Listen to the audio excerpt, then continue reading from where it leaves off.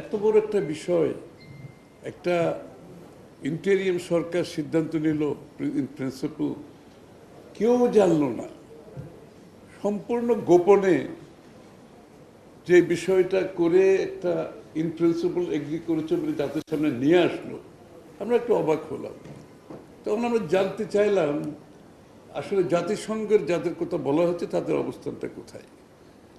জাতিসংঘ পরিষ্কারভাবে বলল যে আমরা তো এটা করতেই পারি না, এই কারণে এই বিষয়টা দুইটা সার্বভৌম রাষ্ট্রের মধ্যে যদি ঐক্যমত না হয়, জাতিসংঘ এখানে আসার কোনো সুযোগ নেই, পরিষ্কার।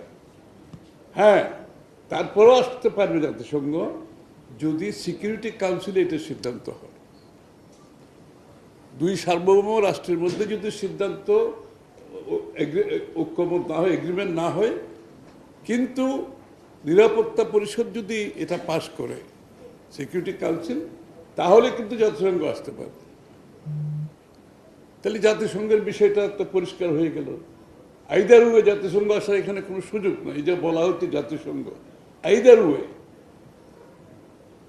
দুইটি সার্বভৌম দেশের মধ্যে এগ্রিমেন্ট না হলে, যদি অন্যটা হচ্ছে সিকিউরিটি কাউন্সিলের এটার উপর রেজলিউশন পাস হবে, কোনোটাই হয় না। কেন জাতিসংঘের এখানে ভূমিকার কোনো সুযোগ নাই। পরবর্তীতে আবার বলা হলো যে কি এটা আলোচনাই হয় নাই, হবেও না। কিন্তু আমি তো দেখতে পাচ্ছি আলোচনা অব্যাহত আছে। এই যে কাতারে যেটা আলোচনা হয়েছে এটা আমরা জানি। মানে এই পুরো বিষয়টার মধ্যে এত গোপনীয়তার কি আছে সেটা আমি বুঝতে পারছি না। আমাদের আজকের দেশের যে সংকটের মধ্যে আমরা আছি, এর মধ্যে একটা গোপনীয়তার মাধ্যমে এরকম একটি সিদ্ধান্ত নীতিগতভাবে যখন নেওয়া হয়, সাধারণত প্রশ্ন উঠবে এর মধ্যে গোপনীয়তা কি আছে।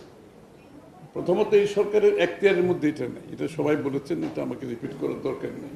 তাদের এখতিয়ারের মধ্যে নেই।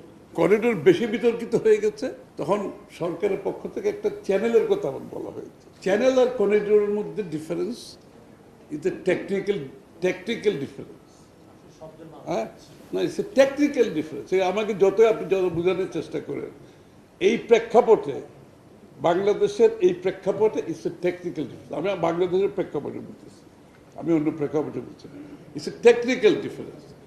আপনি যদি এটাকে টেকনিক্যাল ডিফারেন্সের মধ্যে নিয়ে আবার একই পথে চলতে চান, তাহলে সেটা পরিষ্কার করেন। সেটাও তো পরিষ্কার করছেন, আমরা কেউ জানি না আজকে।